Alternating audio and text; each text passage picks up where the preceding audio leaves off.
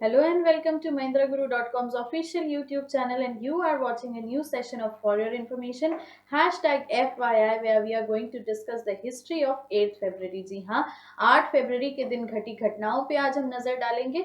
साथ में है हमारे हिस्ट्री गुरु, जिनका करेंगे हम स्वागत इस सेशन में, और बिल्कुल जानेंगे उनसे कि 8 फरवरी के दिन की घटनाओं को जानना क्यों है इतना जरूरी। और यस, इस सेशन का लेट डाउन होगा क्वेश्चन एयर सेशन से, जहां से आपका FYI क्वेश्चन बैंक का एक नया पेज आज और एड ऑन हो जाएगा।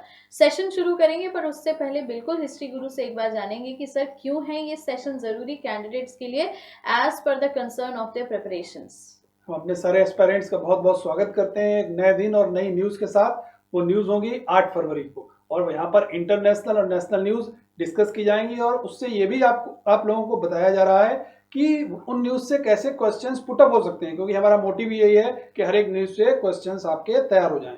और जो FYI क्वेश्चन बैंक का 10 क्वेश्चन पर डे डिस्कस करते हैं विद एक्सप्लेनेशन, उनमें ऑप्शंस पर भी हम लोग गौर फरमाएंगे, क्योंकि हर एक ऑप्शन से क्वेश्चन बन सकता है। बिल्कुल बढ़ेंगे, इसी के साथ देखेंगे पहला इवेंट जो हुआ था 1922 was the year and 8 February was the date when United States president Warren G Harding's introduces the first radio set in the White house.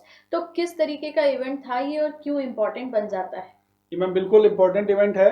आज ही का दिन था 8 फरवरी, और वर्ष था 1922, जब अमेरिका के राष्ट्रपति हार्डिंग जी ने इंट्रोड्यूस किया था फर्स्ट रेडियो सेट। और ये कहाँ पर इंट्रोड्यूस किया गया? व्हाइट हाउस में। तो यहाँ से क्या आपके एग्जाम ओरिएंटेड क्वेश्चन बन सकते हैं?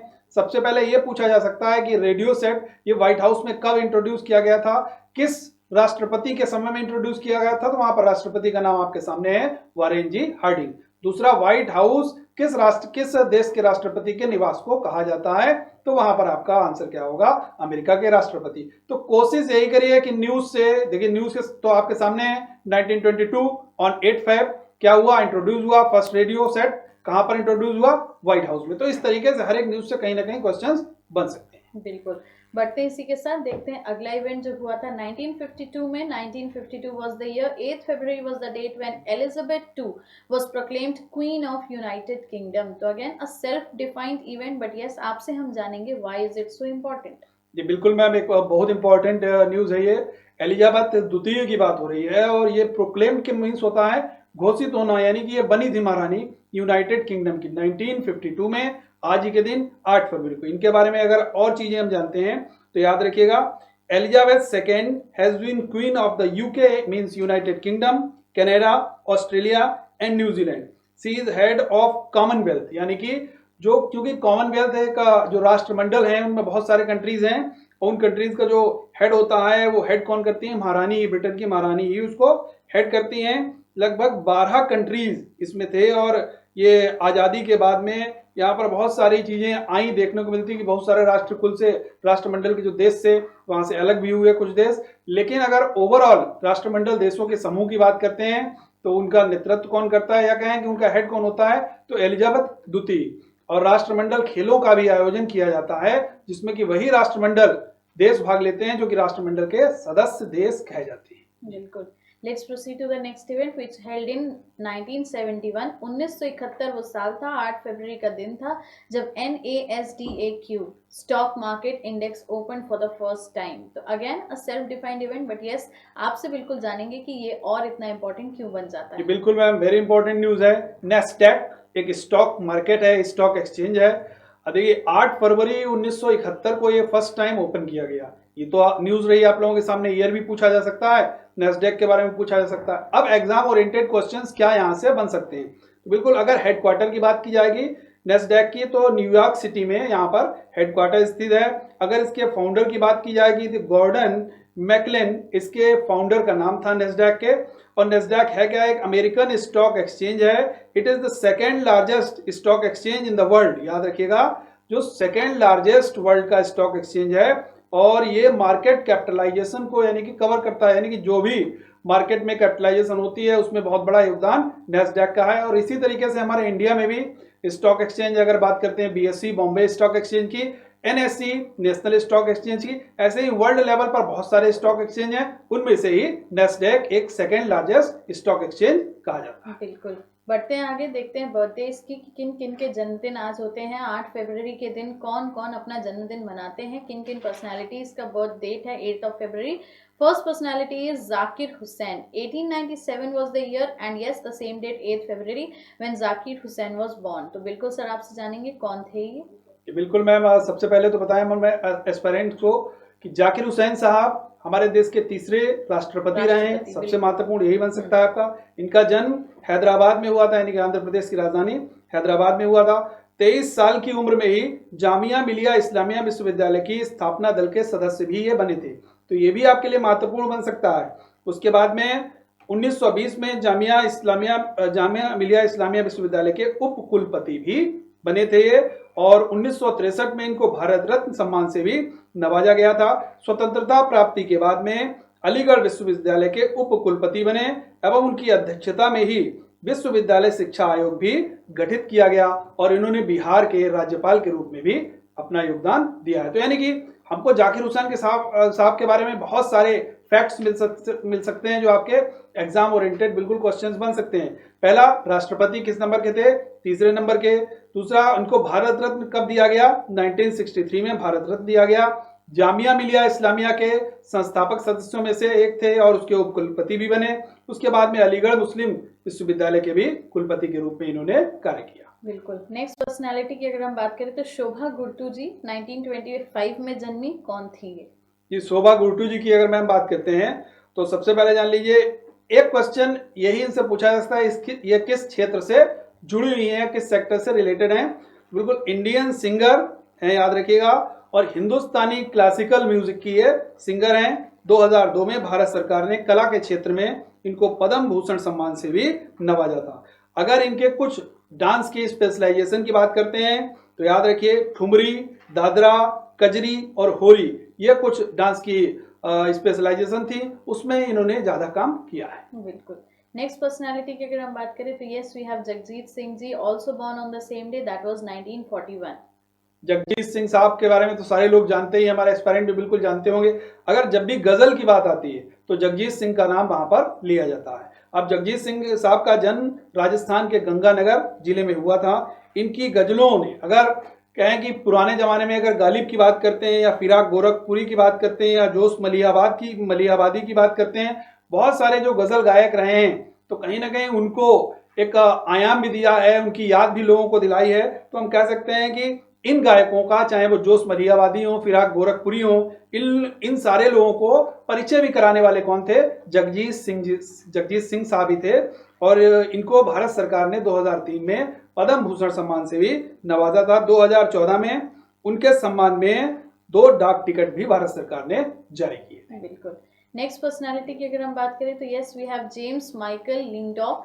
1939 was the year and 8 February was the date when this personality was born. तो बिल्कुल सर आपसे जानेंगे कि who was he? James Michael Lyngdoh, short में इनको कहा जाता था JM लिंगडो, बहुत प्रसिद्ध व्यक्ति रहे हैं और भारतीय सिविल सेवा के, यानी कि इंडियन सिविल सर्वेंट भी रहे हैं। उसके बाद में ये चर्चित हुए जब ये CEC बनाए गए, यानी कि चीफ इलेक्शन कमिश्नर के रूप में इन्होंने कार्य किया।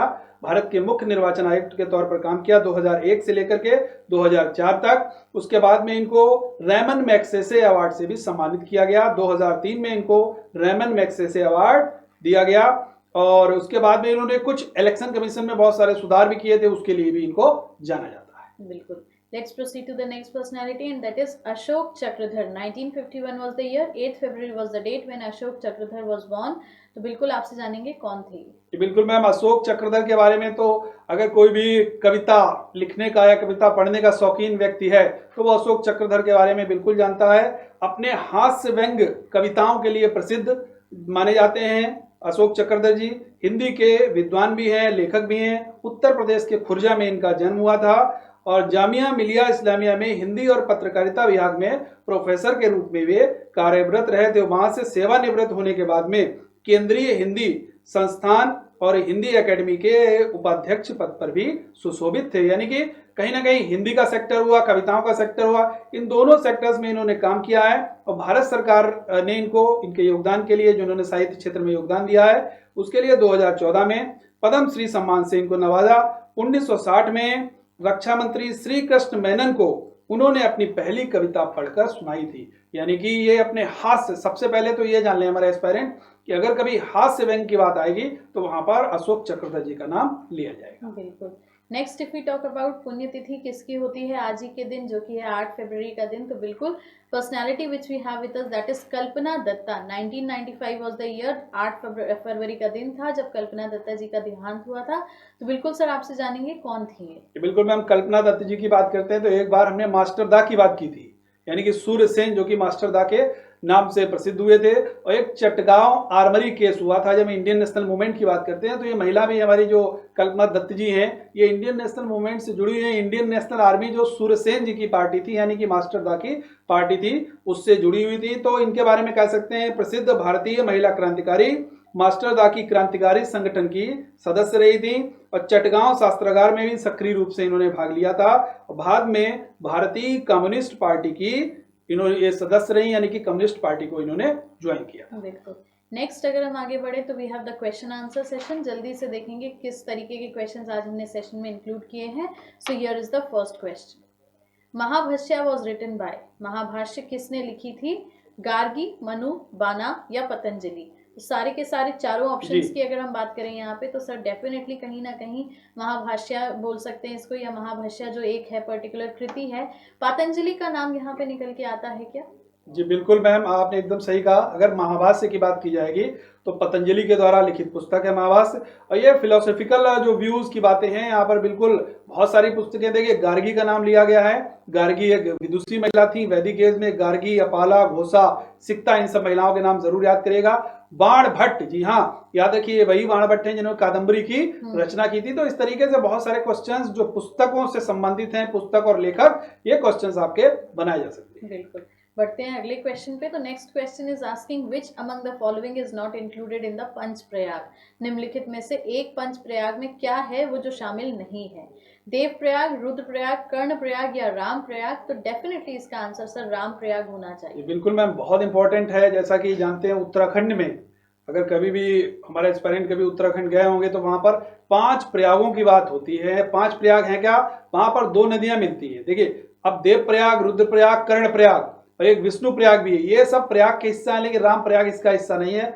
अब थोड़ा सा एक्सप्लेनेशन तो जरूर आप लोग जान लें। अगर देव प्रयाग की बात की जाएगी तो भगीरथी और अलकनंदा नदियां वहां पर मिलती हैं, तो वो प्रयाग देव प्रयाग कहलाता है। अगर कर्ण प्रयाग की बात करेंगे तो पिंडर और अलकनंदा नदियां जहां पर मिलती हैं वहां पर कर्ण प्रयाग होता है। रुद्र प्रयाग की बात करेंगे तो मंदाकिनी और अलकनंदा नदियां जहां पर मिलती हैं वहां पर रुद्र प्रयाग होता है। और विष्णु प्रयाग की अगर बात करते हैं तो विष्णु प्रयाग में अलकनंदा और धौलीगंगा नदियां मिलती हैं, वहां पर विष्णु प्रयाग होता है। जी चलिए बढ़ते हैं इसी के साथ अगले क्वेश्चन पे। The initiator of Chipko movement in Uttarakhand was. Uttarakhand में चिपको आंदोलन की सर्जक कौन थी? गौरा देवी, सरलाबेन, राधा भट्ट, तीलू रौतेली? तो यहाँ पे अगर आंसर की बात करें तो कहीं ना कहीं गौरा देवी इसका आंसर हो सकता है। जी बिल्कुल मैम, गौरा देवी इसका सही उत्तर है। तो हमारे एस्पायरेंट सबसे पहले तो सही उत्तर जान लें। अब थोड़ा सा चिपको आंदोलन के बारे में जरूर जानें। अगर कभी आपसे पूछा जाएगा चिपको आंदोलन क्यों शुरू हुआ था, तो पर्यावरण की रक्षा के लिए, वृक्ष के जो, चूंकि कहा भी जाता है कि वृक्ष अगर हैं तो हमारे सबसे बड़े मित्र हैं। कहीं ना कहीं पर्यावरण जो रोकते हैं, जो दूषित वायु है, सारी चीजों को रोकने का काम करते हैं। कौन करते हैं? पेड़ करते हैं। और इसमें पेड़ जब भी कोई काटता था तो पेड़ से चिपक जाते थे।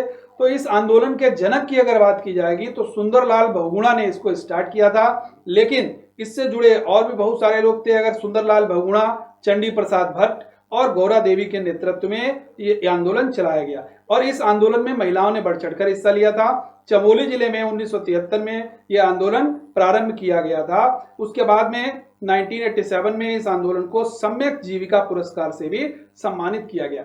अब इस आंदोलन का एक टैगलाइन था, कह सकते हैं एक स्लोगन भी था। कहा जाता था, क्या है जंगल के उपकार? क्या है जंगल के उपकार? मिट्टी, पानी और बयार, मिट्टी, पानी और बयार, जिंदा रहने के आधार। ये इसका स्लोगन था। बढ़ते हैं इसी के साथ अगले क्वेश्चन पे। Which of the following are primary colours, निम्न में से प्राथमिक रंग कौन से हैं? Blue green yellow, red blue green, red black green, green white या ब्लैक? तो डेफिनेटली कहीं ना कहीं अगर हम बात करें तो बिल्कुल प्राइमरी कलर्स सर, कहीं ना कहीं क्या ऑप्शन नंबर बी इसका आंसर हो जी सकता है? बिल्कुल मैम, इसका एक बहुत अच्छा ट्रिक भी है, आरबीजी याद रखिए हम्म, आप। अगर आरबीजी याद है, रेड ब्लू ग्रीन, यानी कि लाल नीला और हरा, ये आपके बेसिक कलर्स होते हैं, प्राइमरी कलर्स होते हैं, क्योंकि जितने भी रंगों की उत्पत्ति हुई है इन्हीं तीन प्राथमिक रंगों से हुई है, इसीलिए इनको प्राथमिक रंग माना जाता है। बिल्कुल, तो ऑप्शन नंबर बी इसका करेक्ट आंसर। जी world environment day is celebrated on, विश्व पर्यावरण दिवस कब मनाया जाता है? तो कहीं ना कहीं इजी क्वेश्चन है, जून 15, जुलाई 10, जून 5 या दिसंबर 8? जून 15 would be the right answer. बिल्कुल मैम, बहुत नोन क्वेश्चन है और कई बार एग्जाम में पूछा भी गया है। अगर वर्ल्ड इन्वायरमेंट डे की बात की जाएगी तो इस प्रश्न का सही उत्तर है 5 जून। मतलब यूएन, जो 15 जून हमने कहा वो गलत। जी बिल्कुल 5 जून है इसका सही उत्तर। और यूनाइटेड नेशन ऑर्गेनाइजेशन यानी कि संयुक्त राष्ट्र संघ ने इसको घोषित किया था। और क्यों घोषित किया गया, जैसा कि अभी आप लोगों ने चिपको आंदोलन के बारे में मैंने बताया, वहां भी पर्यावरण को लेकर के था, और यहाँ भी पर्यावरण के प्रति लोगों के मन में जागरूकता जगाने के लिए कि अपनी जो पर्यावरण है उसके प्रति अवेयर हो जाइए, इसीलिए संयुक्त राष्ट्र संघ ने इसकी शुरुआत की थी। और 1972 में इसको पूरी तरीके से स्वीकृत कर दिया गया और 5 जून 1973 को पहला विश्व पर्यावरण दिवस मनाया गया। बिल्कुल। नेक्स्ट क्वेश्चन की अगर हम बात करें तो it is asking judicial academy of India is located at, Bharat की न्यायिक अकेडमी कहाँ स्थित है? चेन्नई, नागपुर, इंदौर, भोपाल? तो अनडाउटेडली आंसर इसका होना चाहिए भोपाल। बिल्कुल मैम, इसका आंसर भोपाल है। देखिए ये क्वेश्चन दो, इस क्वेश्चन का तो उत्तर आप लोगों के पास हो गया कि न्यायिक एकेडमी की बात की गई, जुडिशियल एकेडमी की बात की है, तो यहाँ पर भोपाल है। भोपाल मध्य प्रदेश की राजधानी है। लेकिन जो आप लोगों के जो भी इंस्टीट्यूट्स आते हैं, चाहे वो नेशनल शुगर इंस्टीट्यूट हो, चाहे नेशनल टोबैको रिसर्च इंस्टीट्यूट हो, चाहे नेशनल शुगर केन इंस्टीट्यूट हो, तो जो भी मैं नाम ले रहा हूँ या पूरी एक इसकी लिस्ट है, उस लिस्ट में बहुत सारे इंस्टीट्यूट्स आते हैं, उनको जरूर याद करके जाएगी। इसी तरीके से नागपुर में भी एक इंस्टीट्यूट है, पर्यावरण से संबंधित ही इंस्टीट्यूट है, तो उसको जरूर पढ़ करके जाएं। इंदौर में भी एक प्रसिद्ध इंस्टीट्यूट है, वो भी आपके लिए महत्वपूर्ण बन सकता है। नेक्स्ट क्वेश्चन की अगर हम बात करें तो it is asking COBOL language, COBOL, COBOL language is used in, COBOL भाषा का प्रयोग कहाँ किया जाता है? Business, mathematics, education of children या नन ऑफ द अबव? तो आंसर होना चाहिए बिजनेस। जी बिल्कुल मैम, कोबोल का अगर फुल फॉर्म की बात करते हैं, कॉमन बिजनेस ओरिएंटेड लैंग्वेज बोला जाता है। Common business oriented language means business से संबंधित है, तो ऑब्वियसली इस प्रश्न का उत्तर क्या होगा? ए, बिजनेस यानी कि व्यापार। बिल्कुल। Wood's Dispatch is related to, Wood's Dispatch किससे संबंधित है? तो कहीं ना कहीं प्रीवियस सेशंस में हमने डिस्कस किया भी था जी, मैंने एक्सप्लेनेशन में बताया था। बिल्कुल, education, parliamentary reforms, economic reforms या जुडिशियल रिफॉर्म्स? और जहां तक हमारी मेमोरी सही है, एजुकेशन इसका आंसर होना चाहिए। जी बिल्कुल मैम, एकदम सही है, क्योंकि 1854 को वो एक्ट हुआ था, वो वुड डिस्पैच का मसौदा आया था, कहना चाहिए वो ड्राफ्ट करके आया था, और वो एजुकेशन के बारे में बताया गया था कि उसमें एजुकेशन का प्रोविजन था। अब यहाँ पर बहुत सारे कमीशंस हैं मॉडर्न इंडिया में। जब भी हमारे एस्पायरेंट बात करते हैं तो देखिए कुछ कमीशंस तो बिल्कुल याद रखिएगा, वुड डिस्पैच 1854, उसके बाद में हंटर कमीशन पूछा जाता है, सैंडलर कमीशन पूछा जाता है, राधा कृष्ण आयोग भी पूछा जाता है, इंच केप कमीशन भी पूछा जाता है। तो ये पूरी लिस्ट है एक, ये स्टार्टिंग वुड डिस्पैच से ही होती है। तो अक्सर पूछा, डेट भी आप लोगों से पूछी जा सकती है। यहाँ पर तो ये पूछा गया किस सेक्टर से संबंधित था, लेकिन डेट 1854 है। बिल्कुल। नेक्स्ट क्वेश्चन की अगर हम बात करें तो the first war of India's independence was fought in 1857 under the leadership of, Bharat का प्रथम स्वतंत्रता संग्राम 1857 में किसके नेतृत्व में लड़ा गया था? मुगल एम्परर बहादुर शाह जफर, सुभाष चंद्र बोस, लाला लाजपत राय या महात्मा गांधी? तो कहीं ना कहीं बिल्कुल सर 1857 की बात है, तो ये बिल्कुल होना चाहिए मुगल एम्परर बहादुर शाह जफर। जी बिल्कुल मैम, एकदम सही है, बहुत नोन क्वेश्चन है, बहुत बार एग्जाम में आया हुआ भी है। सबसे कहना चाहिए कि वृद्ध सम्राट मुगल सम्राट भी ये रहे हैं, मुगल सम्राट बहादुर शाह जफर। और जो कूच किया था, मेरठ से कूच करने के बाद में दिल्ली पहुंचे और दिल्ली में अपना नेता चुना था क्रांतिकारियों ने। जो भी इसमें स्वतंत्रता संग्राम से जुड़े हुए लोग थे उनको बहादुर शाह जफर को नेतृत्वकर्ता माना। उनके नेतृत्व में ही 1857 का ये संग्राम हुआ था, जिसको 1857 का विद्रोह भी माना जाता है। बिल्कुल। बढ़ते हैं इसी के साथ आज के सेशन के आखिरी क्वेश्चन की तरफ। On a sudden cardiac arrest, which of the following is advised as a first step to revive the functioning of human heart?